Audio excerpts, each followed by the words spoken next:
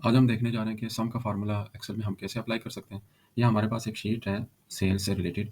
इसमें हमारे पास ये डिफरेंट प्रोडक्ट्स हैं और जनवरी से लेकर जुलाई तक की हमारी ये कंप्लीट जो सेल की जो डिटेल है वो शो हो रही है। इसको हमने टोटल करना है। इसके राइट साइड पे हर प्रोडक्ट की डिफरेंट और इसी तरह यहाँ पे हर मंथ वाइज जो है हमारे पास प्रोडक्ट वाइज टोटल आना चाहिए। तो आज हम देखेंगे कि एक्सेल में सम करने के कौन-कौन से तरीके नॉर्मली यूज़ किए जाते हैं। सबसे पहले तो इस कॉलम के अंदर ये जो आखिरी सेल है इसमें आ जाएँ और यहाँ पे या तो आप इसको सिलेक्शन करके इस तरह से सेलेक्ट करके यहाँ पे ये हमारे पास होम का टैब है, इसमें एडिटिंग के ग्रुप में ये ऑटो सम का एक ऑप्शन है, इसको क्लिक करेंगे तो ये हमारे पास ऑटो सम कर लेता है। और इसको ये जो बॉटम ये जो सेल है जहाँ पे ऑटो सम हुआ है, इसके बॉटम पे आप माउस को ले जाएँ, यहाँ पे एक तो और यहाँ से इसको इसको माउस को ऐसे ड्रैग करके क्लिक करके ड्रैग कर दें राइट साइड के अंदर। तो ये जितने ऊपर जितने कॉलम्स हैं उनके इक्वल ये जहाँ पे आप इसको ड्रैग करेंगे तो ये इनको क्या कर लेता है ऑटो सम कर लेता है। ये सबको इसी तरह सम कर लेता है। इसी तरह सेम यहाँ पे भी अगर आप इसको ऑटो सम करना चाह रहे हैं, जैसे इसको क्लिक करें तो ये हमारे पास उसकी सिलेक्शन बना लेता है कि इस एरिया को आपने सम करना है और इंटर कर लें। अच्छा, जब इस तरह का ऑप्शन आ जाए यहाँ पे हैश के ये टैग्स बने हुए आ जाएँ, तो ये सेल के अंदर बेसिकली जगह जो है वो कम हो जाती है, तो आप कॉलम की जो विड्थ है उसको थोड़ा-सा ज़्यादा कर लें। तो कॉलम की विड्थ ज़्यादा करने से जो हमारे पास इसकी जो इसके अंदर जो डाटा है जो लिखा हुआ है, वो सारा का सारा एडजस्ट हो जाता है और वो जो एरर आ रहा था हैश के साइन के साथ वो रिमूव हो जाता है।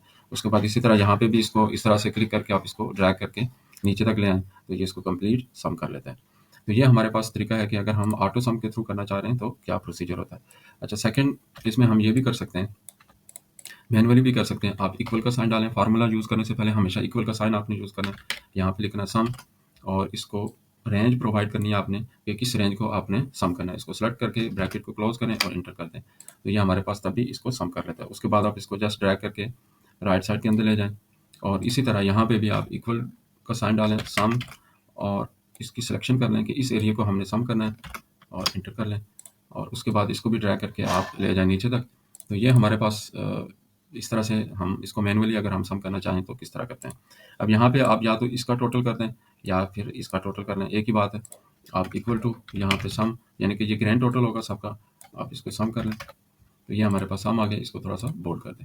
तो ये 2 तरीके हमने देखे हैं कि अगर हम मैनुअल सम करना चाह रहे हैं और इसी तरह अगर हम यहाँ से इस फंक्शन को यूज़ करके ऑटो सम करना चाह रहे हैं तो किस तरह कर सकते हैं जी, ठीक है? तो ये इस तरीके से हम नॉर्मली जो है वो सम करते हैं। फिर इसके अलावा हमारे पास एक और ऑप्शन होता है, अगर हमारे पास वैल्यूज़ डिफरेंट सेल्स के अंदर हैं। जैसे ये एक वैल्यू है, मैं इसको यहाँ पे ले लेता हूँ और इसी तरह ये एक वैल्यू है, इसको मैं यहाँ पे रख लेता हूँ और इसी तरह ये एक वैल्यू को यहाँ पे मैं रख लेता हूँ।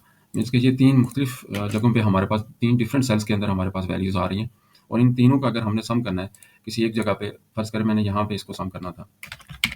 इस जगह पे मैं इसको सम करना चाह रहा हूँ इन 3 सेल्स को, इक्वल सम का ही फंक्शन लगाऊँगा।